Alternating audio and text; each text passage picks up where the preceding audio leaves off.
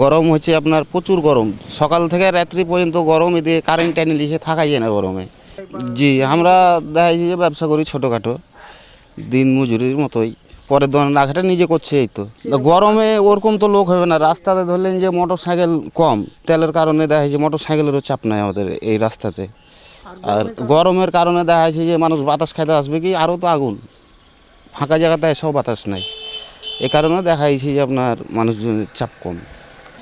রাত্রে তো কারেন্ট চালিয়ে তখন তো আর ঘুম আসবে না, দেখছি যে যখন কারেন্ট আসছে তখন আবার যে সুচি নাইলে বাইরে বসে থাকতে হয়েছে এই তো।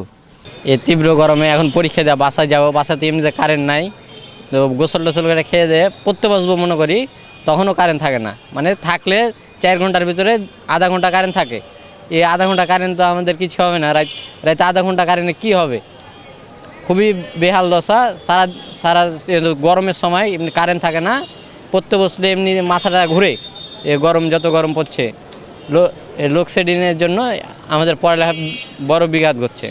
অসুবিধা প্রচণ্ড গরমে কৃষিকাজ করার সমর্পণ হয়েছে না, এবং অতিরিক্ত জন্য অসুখ বিসুখ বিভিন্ন রকম লাগার মতন ভাব আর কি, যেমন সর্দি, জ্বর ইত্যাদি।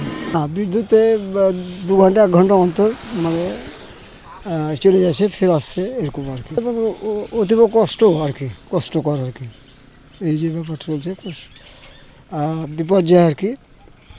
দাবদাহে আমাদের জীবনযাত্রার মান খুবই মানে নিচমনে নেমে গেছে আর কি। বৃষ্টি হলে ভালো হতো, কাজে বৃষ্টি হলে বেশ প্রকৃতি ঠান্ডা হতো এবং সকলেই মানে জীবনযাত্রাটা ভালো থাকতো আর কি।